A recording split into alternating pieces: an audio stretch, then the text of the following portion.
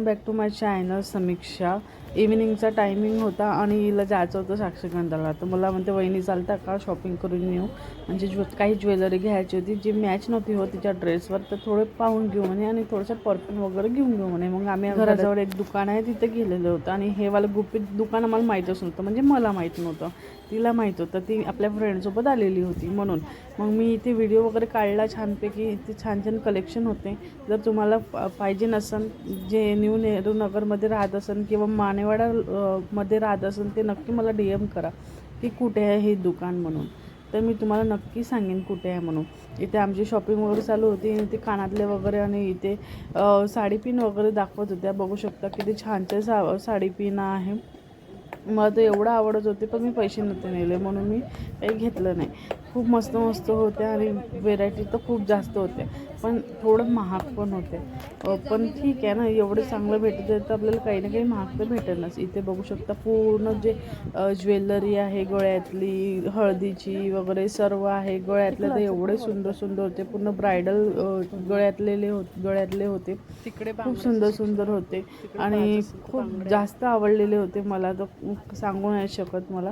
आणि इथे साडीपिना पण छान होत्या आणि छोट्या छोट्या साडीपिनी होत्या आणि मोठ्या मोठ्या पण होत्या, म्हणून आम्हाला वाटलं की ही साडीपिन जर घेतली तर आपण साडीत फसू शकते, म्हणून आम्ही काही घेतली नाही। मग नंतर दुसऱ्या बघितल्या, पण खूप महाग होत्या, खूपच महाग होत्या, म्हणून तेवढं नाही परवडलं की जो मिडल क्लास असते ना, तर त्याला तर स्वस्तामध्ये मस्त पाहिजे नसते, म्हणून स्वस्ताच शोधत असते। म्हणून आम्ही पाहूनच राहिलो, कारण की खूप महाग घेऊन का तर 1-2 वेळा घालू आपण ना, फेकण्यातच जाते, तुटूनच जाते।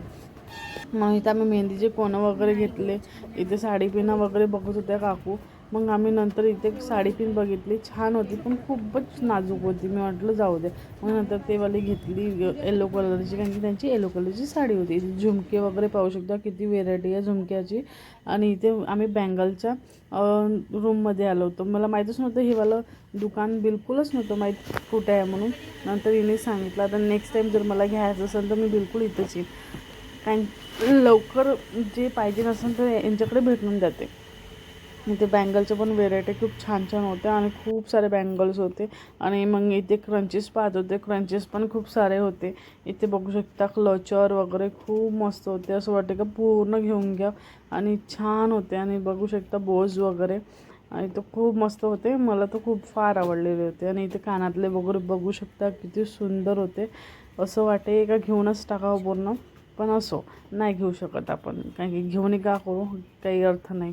मग इथं परफ्यूमच्या खाली आलो आम्ही, मग परफ्यूम बघत होतो।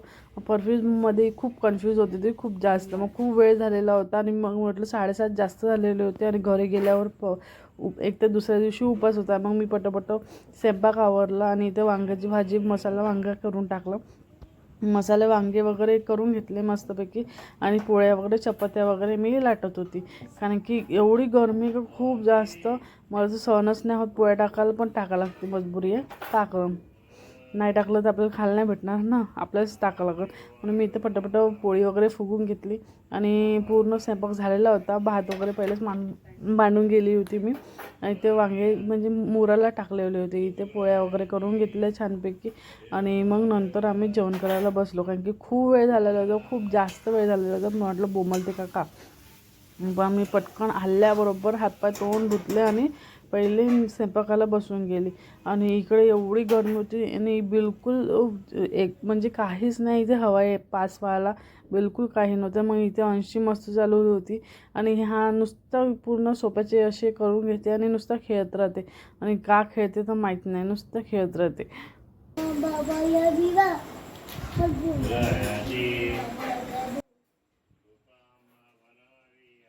असा माझा पोराचा खेळ राहते, आणि गाणी म्हणत म्हणत आरत्या म्हणत म्हणत तो खेळ करत असते। असो तो TV नाही पाहत, मोबाईल नाही पाहत, म्हणून एवढ्यानं बरं आहे की नुसतं एकटं खेळत राहते। कसा वाटला व्हिडिओ नक्की कमेंटमध्ये सांगा, आणि सबस्क्राईब करायला विसरू